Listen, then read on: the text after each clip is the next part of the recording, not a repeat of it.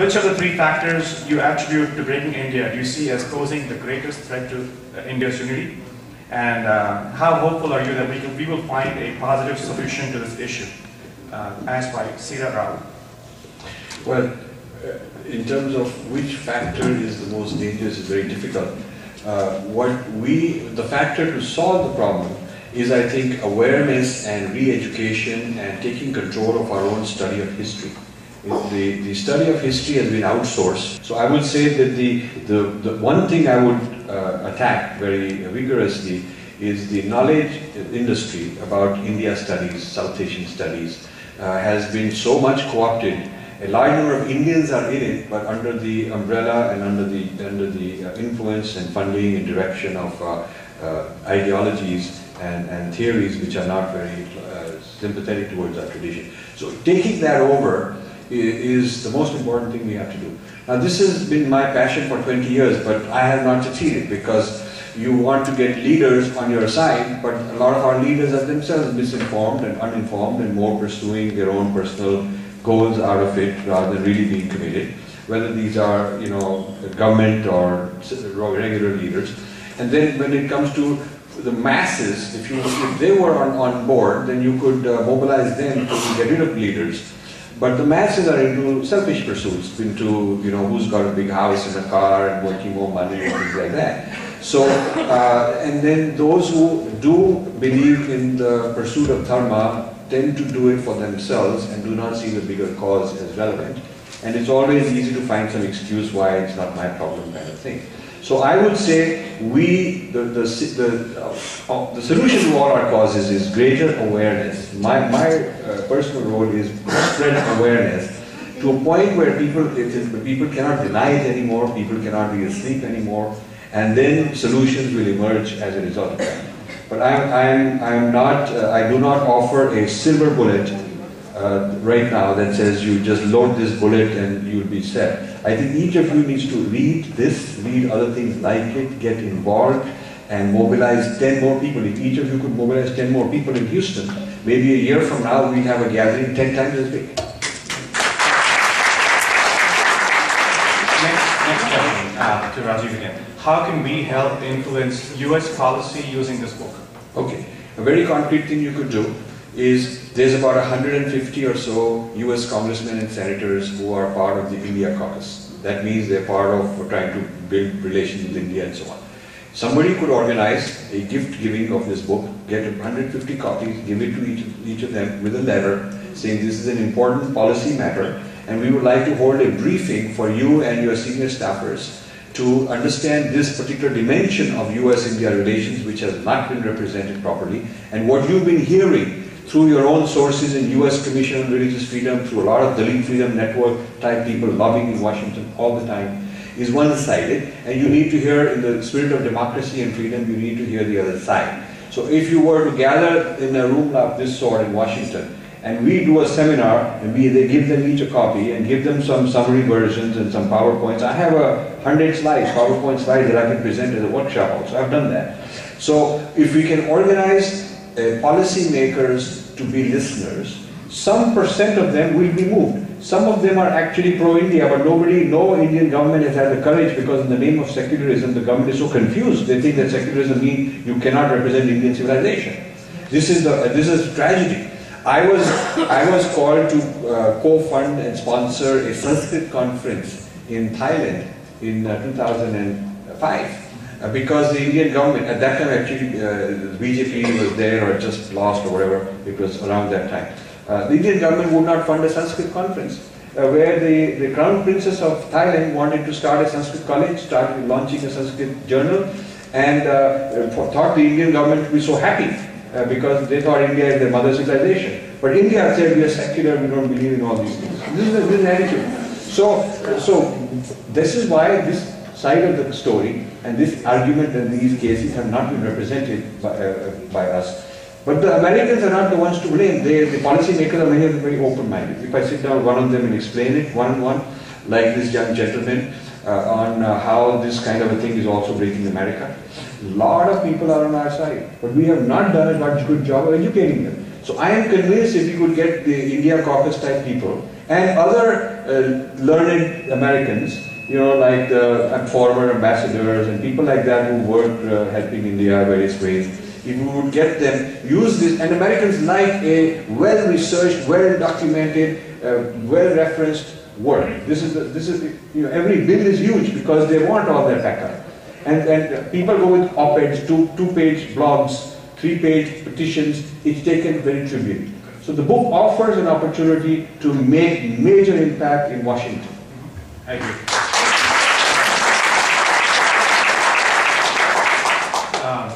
Has this book been published in other languages, including other Indian languages? Well, we have an agreement with a leading Tamil publisher, and my experience has been very unfortunate, disappointing with the responsiveness of a lot of people who volunteer and who offer to do work and then they don't do it. So this agreement with the Tamil publisher was back in last year, about a year ago. And so one of the major roles of my co-author actually is to be translating Tamil. So he's been doing it, and this publisher has agreed, it's done, then some footnotes are needed. Always there's some excuse. I still don't have a PDF with me, but I'm told it's ready. But every week I write to him, call him, and he says, well, next week I will send you one. So that is the state of the Tamil, and I'm hoping it will happen. I think it will happen, but it's taking time.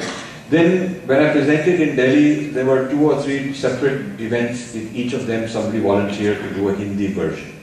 So, an advisor of mine, Professor Dr. Taryal in Atlanta, has taken the lead to coordinate with these people, and Dr. Bhudev Sharma, who was the founder of Waves in Delhi, is coordinating from that side.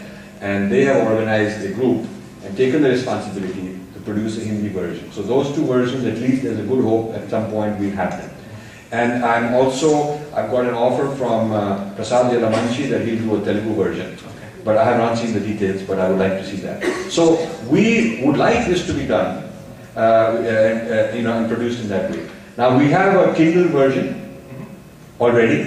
We have posted to iTunes, but they have not yet put it up. We don't know why. It takes them 2 weeks or whatever, but we have not yet. It's not operational, but our job is done. The e-book is ready. So we are trying our best. And you know, books of this sort, the mainstream publishers don't touch it. It is so contrary to the opinions of everybody, all their peers and everybody. They don't touch it. It is therefore, I have to import thousands of copies, put them in my garage and carry them around and depend on good people like you to distribute it. It is therefore largely, the job of the author in this case is not over when the book is ready. The job of the author then turns into all these kind of activities. So it is very difficult to market a kind of a book which is taking a totally contrarian position as compared to a book that were sort of playing to the gallery, telling them what they like to hear. And so many people, nice book, all these India books are like that. None of them, you know, I would one day write a book where I take on Shashi Tharoor and Pawan Gupta and Amartya Sen and Sunil Khilnani, all these guys, India books, exceedingly shallow in terms of their knowledge of Indian civilization. Their idea of India is, it starts with the Mughals, who bring in, you know, sitar and tabla and chicken tikka and all that.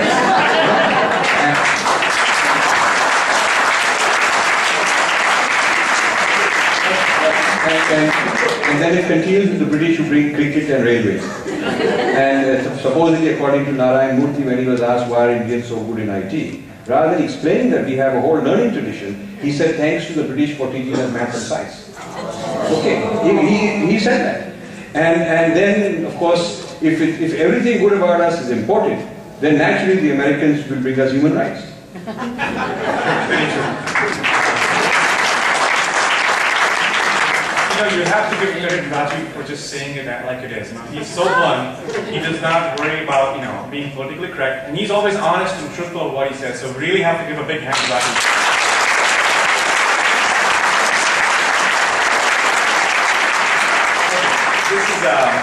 This is a devil's advocate question. It says, evangelicals are reacting to the conversion of Americans to Hinduism by ISKCON and other organizations.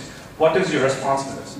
Okay, I think there is, at one level there seems to be a parallel, but it is not a parallel.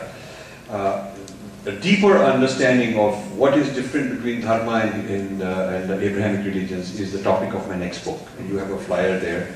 In fact, it addresses Dr. Menon's why question. Why?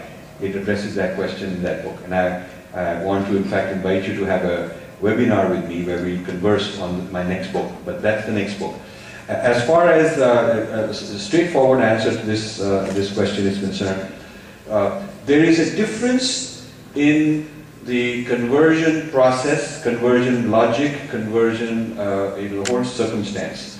The American is not a poor person who is being told we'll save you with the Hinduism if you get, we'll give you food or medical treatment or get your kid into college, and in exchange for something which is very material and practical that you are otherwise not able to get, a condition is that you get into ISKCON. It is not done with inducement and pressure, and 90% or more of conversion in India is done under duress, which should be declared unlawful.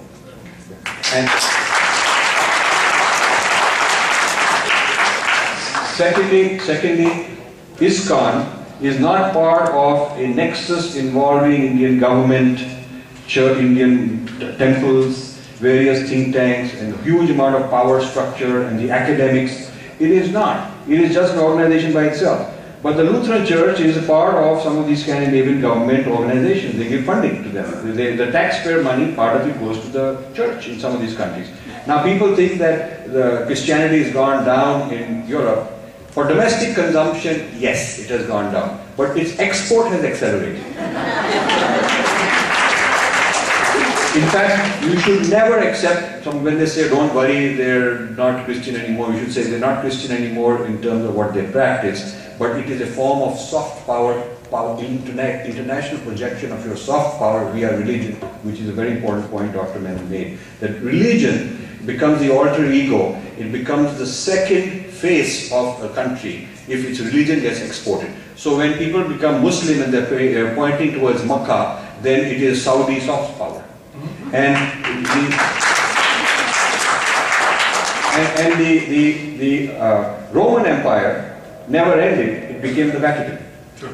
Because it is a Romanized, it is without military politics and all that, it is ideologically, is their wavelength. The Vatican appoints every bishop in India. Every bishop in the Catholic Church is appointee of the Vatican, they can hire fire. If you're running a multinational and headquarters gets to appoint every subsidiary head, it's called a controlled foreign corporation because its control lies through that. So how can the Vatican be, the bishop in India be declared as an Indian minority when his loyalty and his appointment comes from a foreign sovereign state? The Vatican is not even only a religion, it is also a member of the United Nations as a sovereign state. So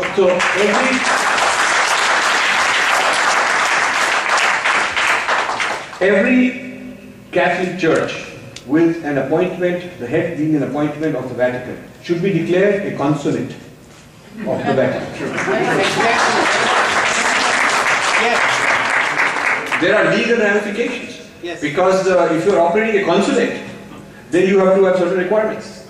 They are not only considered not to be consulate, but they are given privileges as a minority. This is the point we're making here. Okay, I fully agree. Another question. Now this is the counter question. What would it take to change the existing mindset of Christians in the West towards Sanatan Dharma? Okay.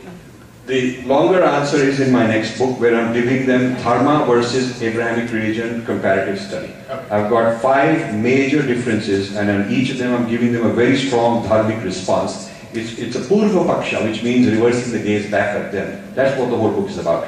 I think that a large number of Westerners have already become spiritual but not religious, the term which become very popular as Dr. Menon, as Dr. Madanlal Goyal said. And they are joining a whole lot of these quasi-Hindu yoga, meditation kind of organizations. We missed the boat over the last 40 years to really make them solid Hindus. We could have. Buddhists, when a Westerner comes, they initiate him, they declare him a Buddhist, they give him part of the Sangh and he's now part of a community. Westerners are groupies, they like to be part of a community. They don't like this, it is too much challenging to say, oh, you got to be on your own and just do your own thing. You need, because for 1,000 years they've been conditioned to be part of a flock. Somebody has to manage them. Centrally, somebody has to give them orders.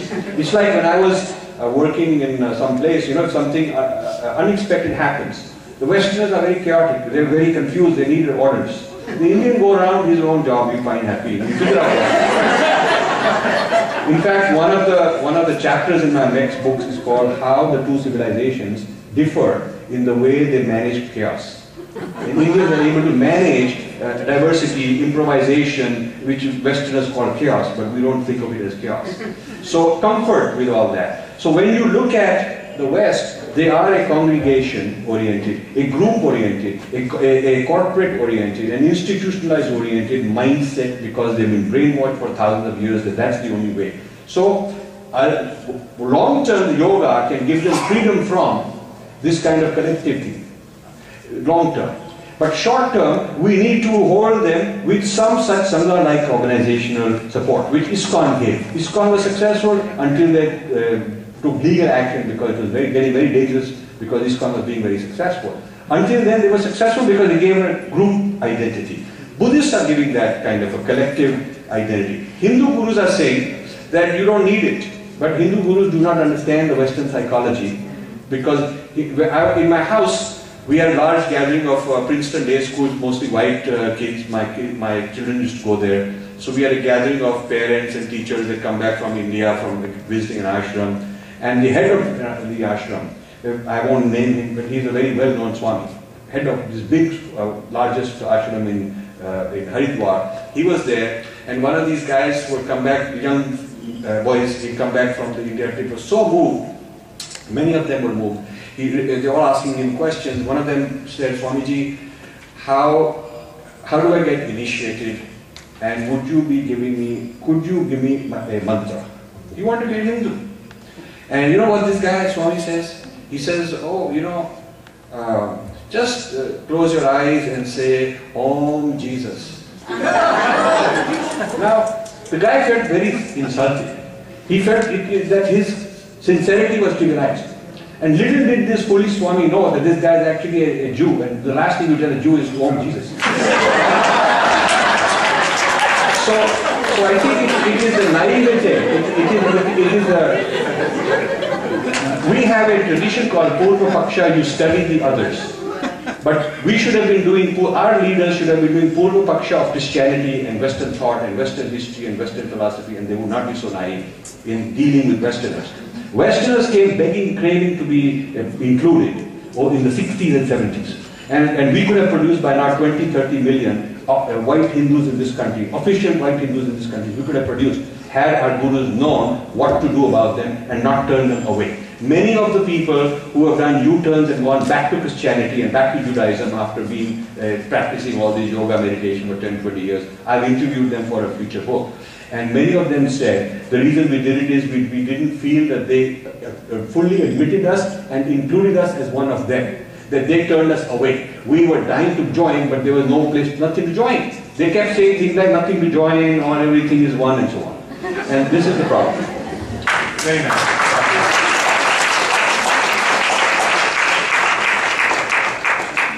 I have good news for you. I've been told that the Q&A session has been opened up to further in another 30 minutes extra, because there's just so many things that Rajiv will bring forth to this incisive analysis.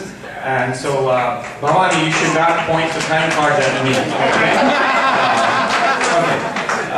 This is a question from my good friend, Mr. Desh Kapoor. He says, your book is a great work on exposing the nexus. How can we create an institutional framework to counter it?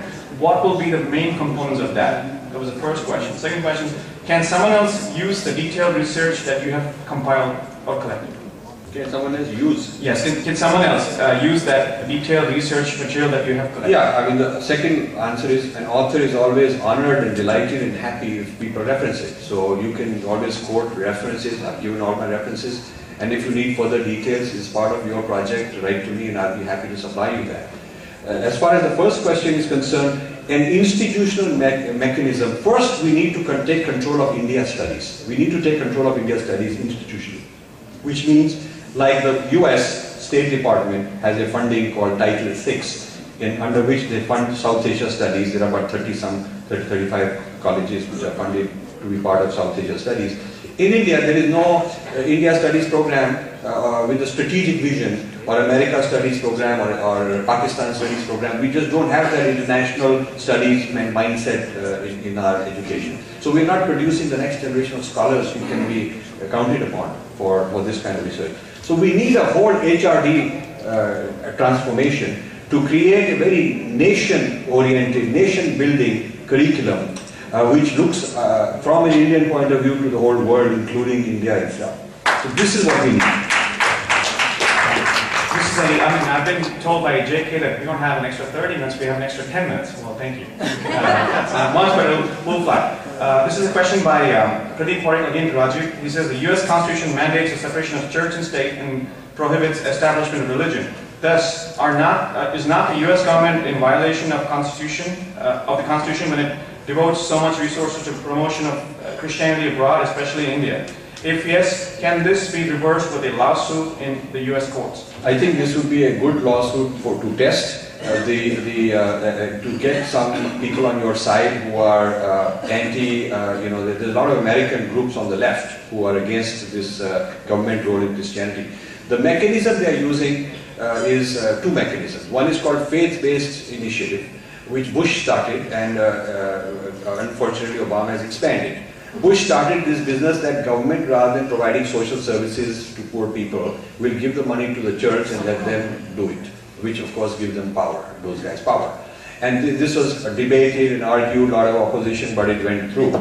And that is the law. And what Obama has done, in a nutshell, is to globalize it, and now there's faith-based initiatives which are being done via religious organizations, which basically means mainly Christianity, to foreign countries.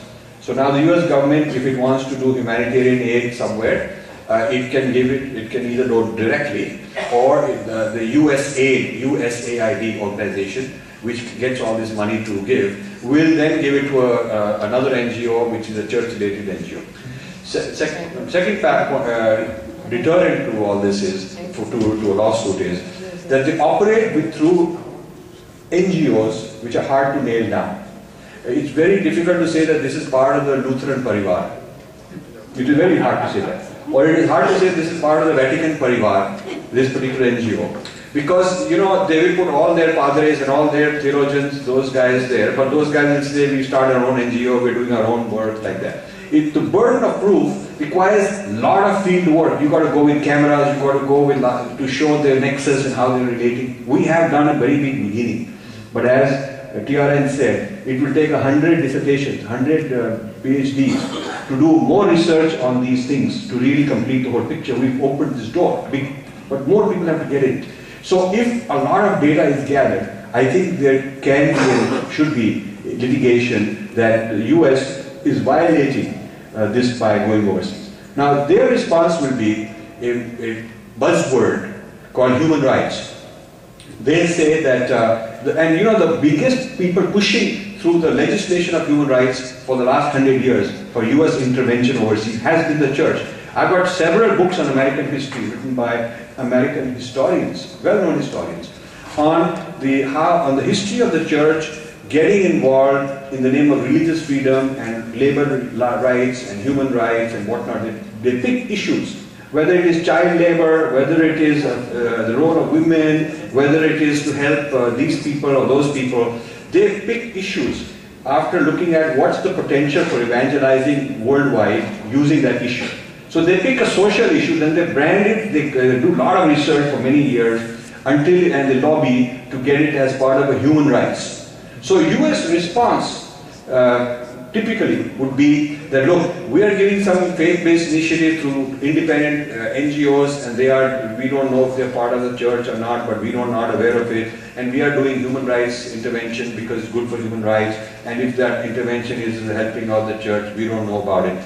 I talked to the Indian, whom I named in the book, but don't want to now, who was representing Hinduism, so to speak, supposedly, in this Obama administration on this issue. And I really take her to task in this book for being complicit on this.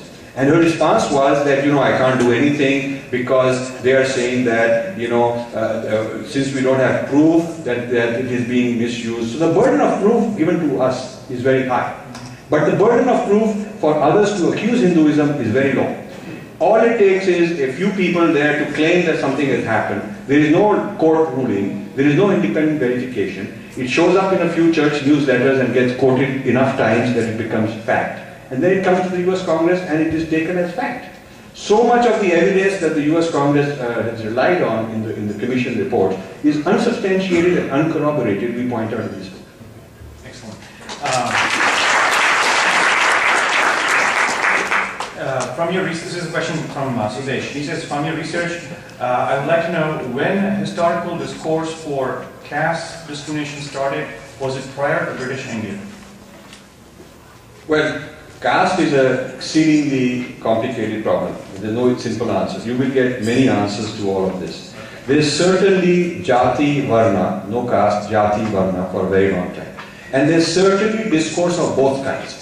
If you want to prove that there is a varna flexibility and jatis can move up and down the economic strata, you will find a lot of evidence of that. You will find a lot of evidence of certain jatis that were doing very well, and then during economic bad times they got downgraded. You will find a lot of evidence of people who are Shudras becoming Brahmins and becoming great learned scholars. You will find evidence of that kind, of fluidity, flexibility, and against birth-based fixation. But you will also find evidence of the kind where there is been prejudice. And so in pockets there has been prejudice. Even today there are some Shankaracharyas who will tell you right away that they believe in birth-based caste, and they will tell you that. So you will find segments of Dharmic society which are very fluid and mobile throughout history, and you will find segments that are not. But what the foreign people did is they took the segment which was not so fluid, took that interpretation, tried to standardize it, and tried to make it into a kind of homogeneous approach to managing India in this hierarchical way. So you cannot say that they invented the caste system. They took certain aspects. It's like if five of us sitting here are of different wavelengths on a certain issue, and somebody picks one guy and says that's the one that suits, and I'm going to impose it on everybody. That's how the current caste system came about, by privileging certain interpretations and certain views and tampering with the internal fluidity that had existed. We have another 5 questions. This is from Dr. Rudhanath Talukdar. He says, what in your opinion is a major factor or factors which hampers unity of Hindu activism? I think there's so many factors involved, but I would say some of the major ones are, we have not produced leaders who are selfless and really educated and qualified and well-read. I find very few of the Hindu leaders that I go around have read, I have even the capacity to read large books, large volumes. But we are up against opponents who are producing knowledge, and they are highly educated and they're very well-read on Indian sociology and Indian kind of stuff. Whereas our own leaders want a 2-page brief, their attention span is 10 seconds, they're probably, with this moving their remote control around kind of mindset, So the old age of serious thinking, serious research, long-term investment is not found in that many leaders of ours. This is a very serious issue. And I think the spiritual leaders, the religious leaders have become too myopic. They're only interested in their own particular organization being okay. And they're not looking at Hinduism at large. In fact, I was a speaker at the 25th anniversary of the Arshidadya Gurukulam, just last month. And Swamiji blessed this book, put it up there, told everybody you must read it. By the way, Swami Dayananda Saraswati ji is the one who launched the book first in Chennai. And I would say among all the supporters I've had over the last 10-15 years, he's always been #1. And every so often he calls and wants to know how is it doing and are we doing enough to spread it. And if you go to the breakingindia.com under videos, just click under videos, you'll see many videos. See Chennai launch, you'll see Swamiji's talk there. So in that, the reason I mention this is that in this Arshidadya Gurukulam talk I gave, I made this point that the first, in modern times, true ambassador of all of Hinduism went globally was Vivekananda, Swami Vivekananda. That he didn't go for one organization, he went for the whole thing. In my lifetime, when I was a kid, Swami Chinmayanand, I used to go to Connaught Place in Delhi, and all of summer long he would teach Gita. Every year my parents would take us to learn Gita from Swami Chinmayanand. He became Hinduism's ambassador at large and didn't worry about whether it's for his organization or it was for Hinduism overall. And then I made the point that today that mantle has been taken over by Swami Dayanand Saraswati.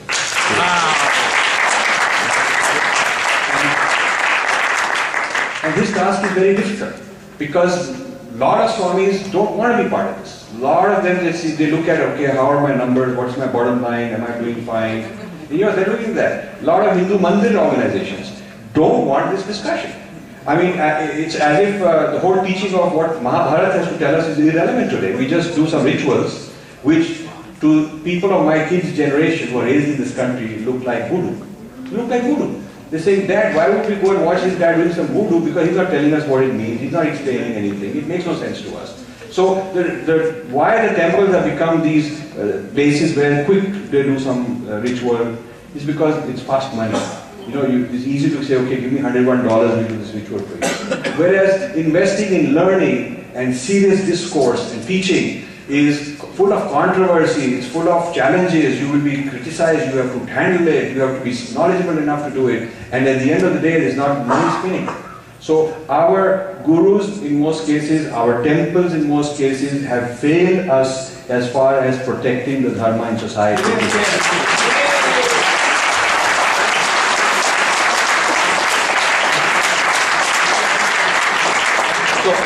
So if I may, what we need is a consumer revolt, which means the public is the one who gives the money.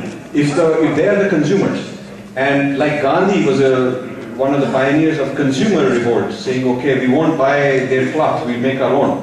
So it's the consumers, the public, who go to a temple, who have to start demanding that we want knowledge from you, we want discourse from you, we want to know about the international Kurukshetra of our tradition and what is our Purva Paksha of Christianity and of Enlightenment tradition and Marxism. We need to know that. This ties in with another question from Dr. Priya Balakrishnan. She says, does the response to these threats have to be a collective effort or an individualistic effort? And are there bad consequences to an organized collective response? And is the individualism of the Hindus due to Advaita? Well, firstly, the individualism due to Advaita is misunderstood. Arjuna is told to go fight. There would be no Mahabharata if he were told that you have to pursue your own moksha and don't worry about all this, it's all mithya. This is a very common misunderstanding of Vedanta. That Vedanta tells you to run away, tells you to escape because after all it's all mithya. I had a doctor telling me all that, so I said, instead of when you're required to give 10 milligrams, if you give 100 milligrams, what's wrong? It's only shunya. So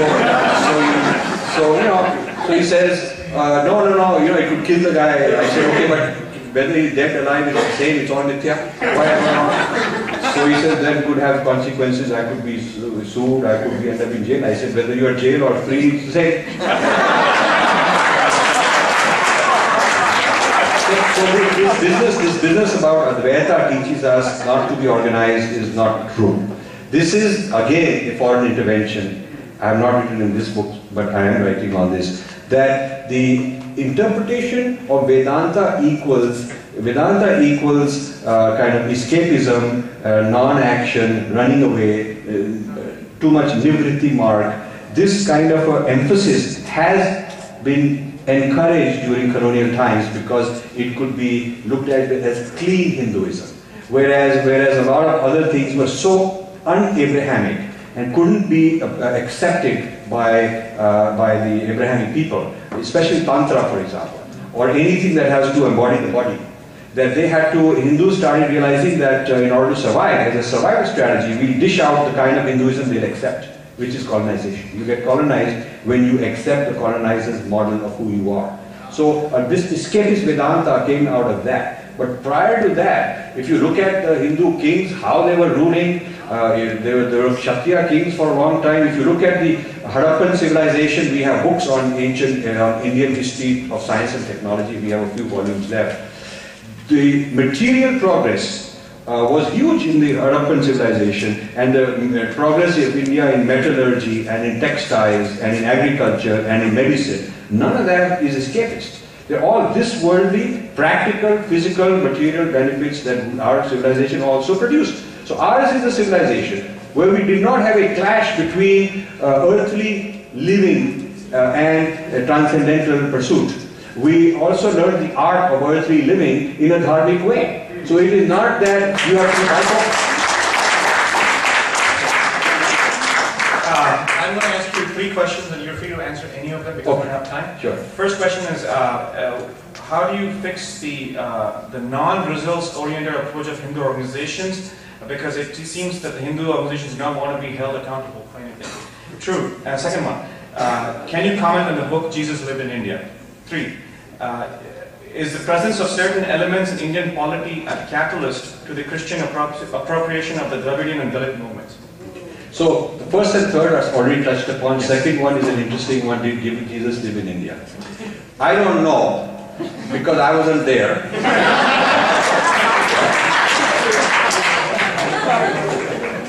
But the proposition is dangerous for Hindus.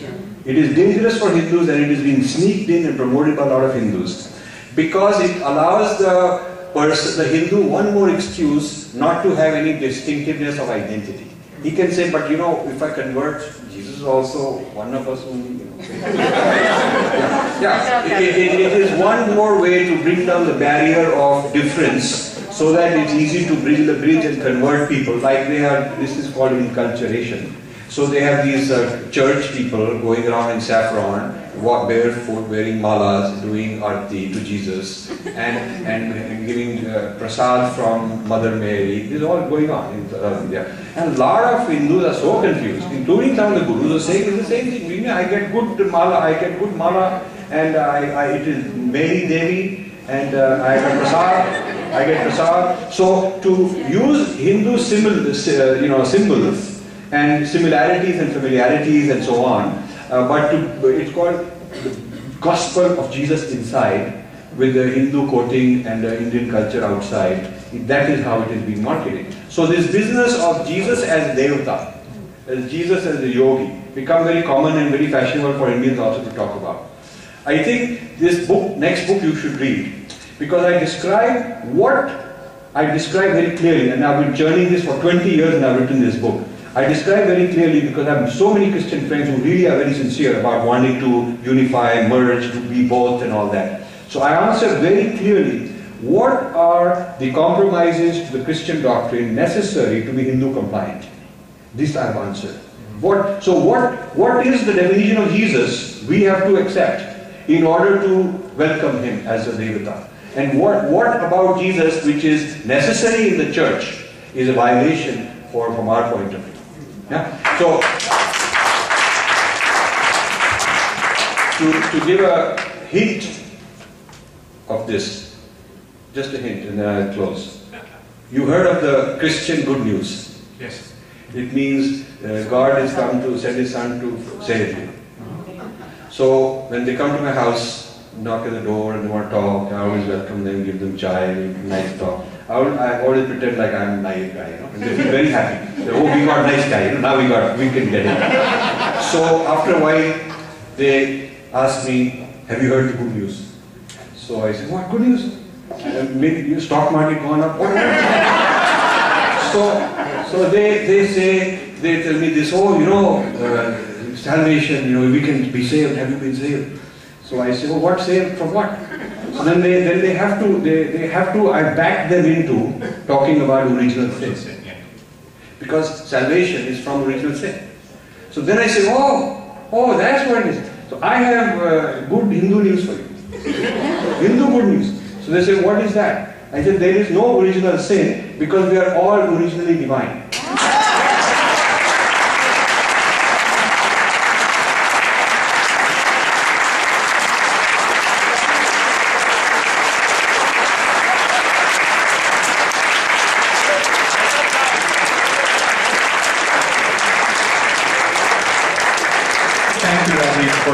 really incisive and very witty answers. Unfortunately, we couldn't accommodate all the questions. And for those who are interested in not only purchasing this book and getting it autographed by Rajiv, but also interested in what the next book is going to be, you can see flyers on our desk outside when you leave. Please pick them up.